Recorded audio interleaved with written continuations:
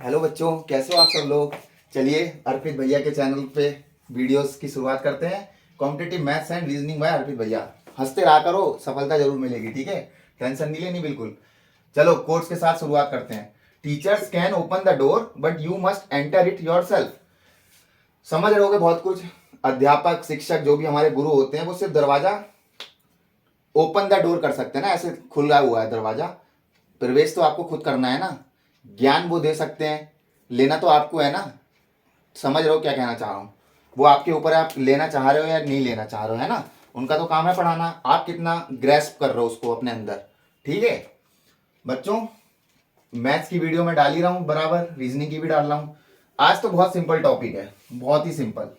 पिछली वीडियो जरूर पढ़ना, उसके बाद इस टॉपिक पे आना। हर बार मैं यही कहता हूँ। आज की टॉपिक है वर्ड फॉर्मेशन। बहुत ही सिंपल रीजनिंग की। आते हैं कुछ क्वेश्चन, इसलिए कराना जरूरी है। स्किप कुछ नहीं करूंगा मैंने पहले ही कहा था। क्वेश्चंस कैसे होते हैं, जैसे कोई वर्ड दिया हुआ है बच्चों, कैरेक्टर, जैसे CHARA। बहुत इंपॉर्टेंट शब्द है ये लाइफ का, भले यहाँ तो छोटा सा दिख रहा है। ठीक है, कैरेक्टर। चलो कुछ चार ऑप्शंस दिए होते हैं, जैसे ट्रेसर, चार्टर। देखो समझो इसे, बहुत सिंपल है। Tracer, charter, tracer, charter, hearty, crate.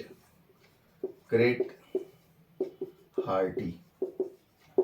अब इसमें क्या पूछा होता है ना बच्चों कि इस शब्द को अगर मैं देखूं, इसके वर्ड्स यूज करूं, तो ऐसा कौन सा शब्द है इन चारों में से जो नहीं बन पाएगा इसकी मदद से।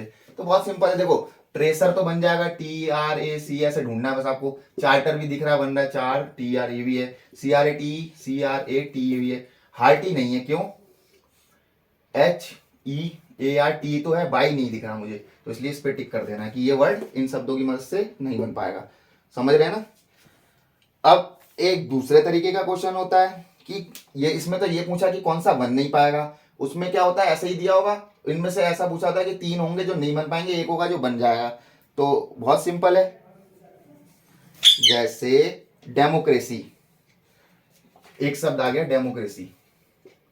डेमोक्रेसी समझते हैं ना, इंडिया के हो तो बहुत अच्छी तरह समझते होगे। India is a democratic country. Democracy क्यों बोलते हैं डेमोक्रेटिक कंट्री, पता होगा।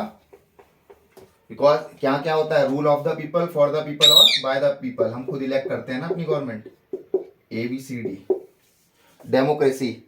अब देखो चार ऑप्शन दिए। सीक्रेसी दिख रहा है ना, secrecy, micro demon, micro demon, micro daemon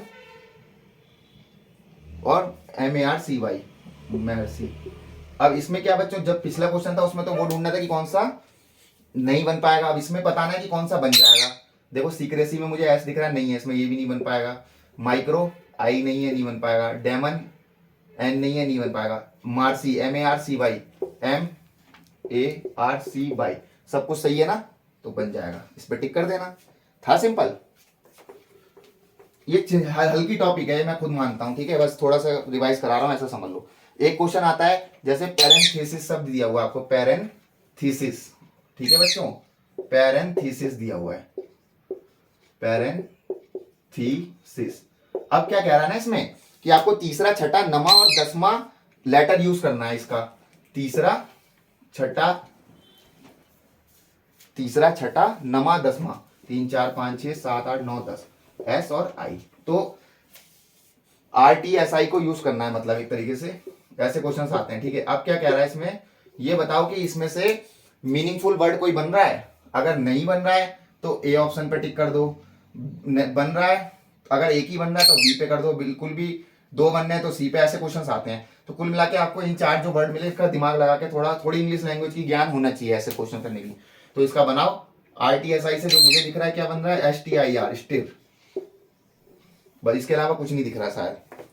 तो आपको क्या करना है, और पूछा कभी कभी ये भी पूछा होता है कि जो शब्द है उसके आखिरी में क्या आ रहा है, जो बन रहा है मीनिंगफुल।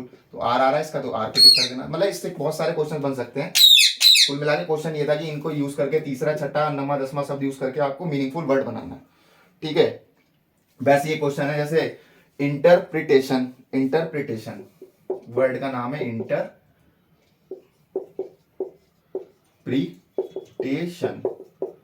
इंटरप्रिटेशन में बच्चों आपको क्या कह रहा है, 1 4 7 और 11 वन वाला यूज करना है, 1 2 या पिछले वाले की तरह ये भी थोड़ा 5 6 7 8 9 इसको यूज करना है, इन चार शब्दों को। देखो IERT बन गया। आप चार शब्द लिख लो पहले, कंफ्यूज मत हो। IERT। अब इससे बताओ, ये कह रहा है कि कौन कौन से शब्द बन जा रहे हैं। तो देखो IERT से क्या क्या बन रहा है, दिमाग लगाओ, इंग्लिश लैंग्वेज का थोड़ा बहुत ध्यान रखना पड़ता है, मैं अब भी कह रहा हूँ, जरूरी है।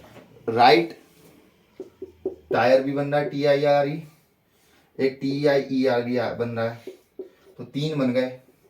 बस ऐसी क्वेश्चन पूछे होंगे कि कितने बन रहे हैं, 3 2 1 0, या फिर एक भी नहीं बन रहा था उस पर टिक करो। क्वेश्चन तो कुछ भी बन जाए, बस समझना आपको ये कि कौन कौन से जो शब्द दिए हैं, पहला चौथा उठाना है आपको, इसका सातवां ऐसे करके, तो वो उठा लो, उसके बाद थोड़ा ज्ञान लगाओ, दिमाग लगाओ, बना लो। इस तरीके के क्वेश्चन हो गए। चलो आगे बढ़ते हैं। अब एक क्वेश्चन आया, जैसे 4 वर्ड दिए आपको, ALEP, इससे आपको कोई मीनिंगफुल 4 ऑप्शन दिए होंगे, 1 2 3, मीनिंगफुल सेंटेंस बता दीजिए, बना दीजिए कितने बन रहे हैं ऐसे। तो क्या क्या बन रहे हैं इससे, PEAL, PALE पेल, LEAP लीप, ठीक है, ऐसे बस वैसे ही बनाने हैं जो वर्ड्स दिए उनका यूज करके। जैसे IFEL दिया मान लो कोई, IFEL, इससे क्या क्या बन सकते हैं बच्चों, बनाओ। लाइफ, फाइल, लाइफ और फाइल ही दिख रहा है मुझे, तो बस ऐसे ही बनाने हैं सिंपल। अब जैसे दिया है PNOACLMI, एक और है, देखो समझो, प्रैक्टिस कर लो, कोई बात नहीं, सरल टॉपिक है। PNOACLMI, इससे क्या बन रहा है बच्चों, देखो COMPLA, complain, very good, complain बन गया। ऐसे ही बनाने होते हैं बस, ठीक है। अब है, ऐसे भी क्वेश्चन आते हैं, देखो बच्चों, जैसे ARTYD दिया है आपको सब, देखो ये क्वेश्चन अलग तरीके का है। ARTYD,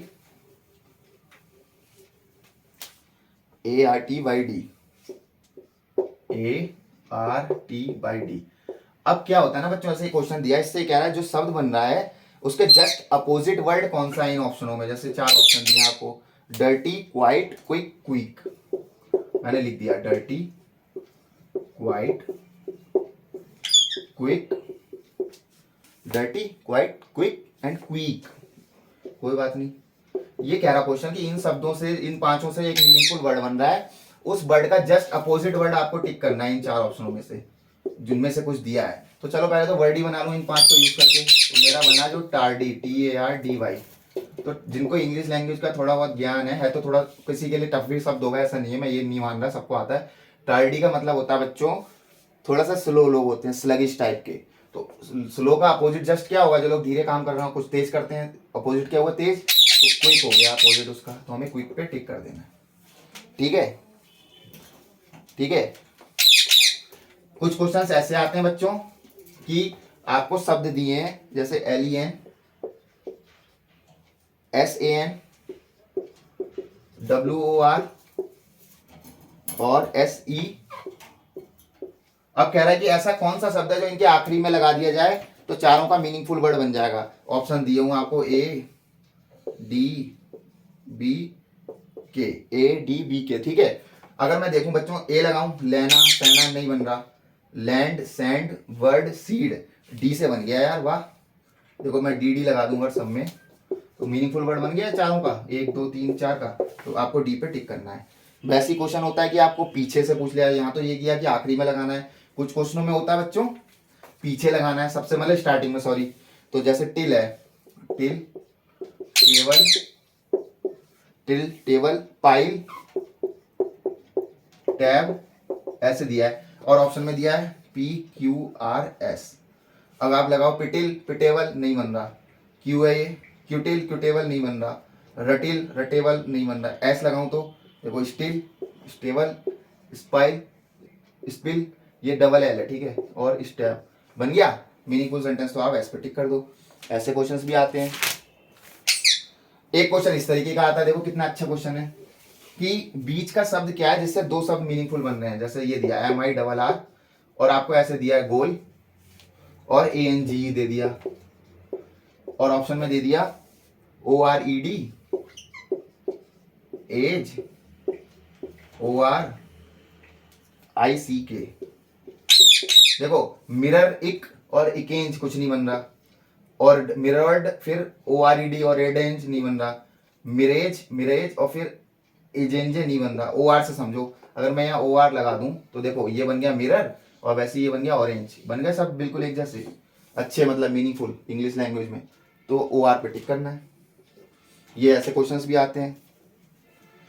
अब एक क्वेश्चन ऐसा आता है कि 5 शब्द या 6 शब्द जो भी दिए हैं उनसे जो शब्द मीनिंगफुल बन रहा है उसका जस्ट अपोजिट की जगह उसके जैसा शब्द बिल्कुल मीनिंगफुल क्या है, जस्ट मतलब सिमिलर, जैसे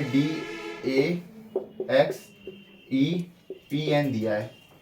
अब आपको इसका कोई मीनिंगफुल सेंटेंस बनाना, पहले तो वर्ड सॉरी, और उसका जस्ट सिनोनिम दिया हुआ ऑप्शनों में, जैसे ये दिया है देखो, increase decrease, increase decrease, still reduce, still और रिड्यूस। अब देखो इन शब्दों का यूज करूं तो मैं क्या बन रहा है मेरा meaningful sentence, expand, word expand, इनको यूज करके। एक्सपेंड का मतलब क्या होता है, बढ़ोतरी करना, जैसे ये एक्सपेंड करो बच्चों अपने हाथ एक्सपेंड कर दिए, बढ़ा दिए, मतलब इंक्रीज करना। क्वेश्चन में दिया था जो मीनिंगफुल वर्ड बन रहा है उसका जस्ट सिनोनिम कौन सा इन 4 ऑप्शनों में, तो आप क्या करोगे, जस्ट इंक्रीज पर टिक कर दोगे। ऐसे क्वेश्चंस भी आते हैं। एक आता है सेम इसी तरीके का, बस यही सेम है, रिवाइज करा दे रहा हूं चलो। जैसे दिया आपको HRADTE, HRADTE, ऑप्शन नहीं गिना रहा है, ऐसे ही बता दे रहा हूँ। डर्थ बन गया इसका यूज करके, डर्थ। अब थोड़ी बहुत मैं अब भी कह रहा हूँ इंग्लिश के वर्ड्स की नॉलेज होनी चाहिए। डर्थ हमें पता है क्या होता है, डर्थ का मतलब होता है अच्छा शॉर्टेज किसी चीज की। तो ऑप्शन में दिया इंक्रीज, लॉस, रिडक्शन, स्केर्सिटी और नन ऑफ दीज। तो स्केर्सिटी एक तरीके से वही बात हो गई, शॉर्टेज या स्केर्सिटी किसी चीज की कमी। जैसे कहते नहीं राजस्थान में पानी की कमी है, scarcity of water, scarcity of rainfall, जो भी वैल्यू, तो वो डर्थ का मतलब होता है, ठीक है। और डर्थ बना कैसे, इन शब्दों के यूज से। आया समझ में। एक क्वेश्चन ऐसे हैं, ये भी कराया था वही वाला है, जैसे PLAT दिया है, बीच में गुल्ला लग गया और आगे लिख दिया ATION, और ऑप्शन में क्या दिया बच्चों, टेंट फॉर्म, देखो टेंट फॉर्म TERREAU। देखो मैं कहूंगा अगर इधर टेंट, प्लेट टेंट, टेंटेशन ना, प्लेटर टेरेशन ना, फॉर्म सही लग रहा है मुझे थोड़ा थोड़ा। देखो अगर मैं यहाँ फॉर्म भर दूं तो प्लेटफॉर्म बन गया और इधर ही फॉर्मेशन बन गया है, एक जैसे बढ़िया, सब दोनों बन गए तो फॉर्म हो गया आंसर। ऐसे क्वेश्चंस आते हैं बहुत। वैसी एक ये है देखो, प्रैक्ट, बीच में मैंने गोल बना दिया, यहाँ लिख दिया वर्ग। अब क्या है, मेरे को साफ साफ दिख रहा है अगर इंग्लिश का थोड़ा बहुत ज्ञान, यहाँ आइस लिख दूं अगर मैं, ऑप्शन में दिया होगा, घबराना मत। प्रैक्टिस हो गया एक सब, और एक हो गया आइस वर्ग, बन गया मीनिंगफुल सेंटेंस। तो बच्चों रीजनिंग की मैंने आपको क्या क्या चीजें पढ़ाई अभी तक, coding, decoding, analogy, classification, alphabet का टेस्ट, और 5वां वर्ड फॉर्मेशन, जो 5वीं टॉपिक। तो मैंने रीजनिंग की बहुत अच्छी अच्छी चीजें 5 टॉपिक पढ़ा दी, और ऐसे ही पढ़ाते जाऊंगा धीरे धीरे। बस धैर्य रखो और वीडियो को साथ साथ देखते जाओ, आपकी पक्का स्टेट जॉब तो एक लगी जाएगी, जो सम्मानजनक होगी थोड़ी बहुत। मैं ये नहीं कह रहा IAS PCS की है ये, लेकिन SSC CGL, banking, combined higher secondary level, CPO, police constable, जो भी समूह घा जिसे बोलते हैं, ग्रुप C, और SSC CGL बैंकिंग में तो बहुत फायदेमंद है, टाइम बचाएंगी आपकी। मैं बहुत छोटी छोटी ट्रिक्स भी बता रहा हूँ, मैथ्स भी बता रहा हूँ और रीजनिंग भी बता रहा हूँ। सब वीडियोस देखो, चैनल को सब्सक्राइब करो, चैनल का नाम ये है, और मेहनत करो, है ना, और भगवान पे विश्वास रखो, और अपनी मेहनत में कमी मत छोड़ो, सफलता आपको जरूर मिलेगी, चाहे देर से मिले, बस ये जरूर कहूँगा। और चैनल को सब्सक्राइब करना, वीडियो को शेयर करो, लाइक भी जरूर किया करो, और जो दिक्कतें हैं वो जरूर कमेंट सेक्शन में बताओ, मैं जरूर जवाब दूंगा। जो चीज़ मैं गलत कर रहा हूँ हो सकता है, या कुछ जोड़ सकता हूँ या घटा सकता हूँ, जरूर बताना, ठीक है बच्चों। बाकी नेक्स्ट वीडियो में मिलते हैं, थैंक यू।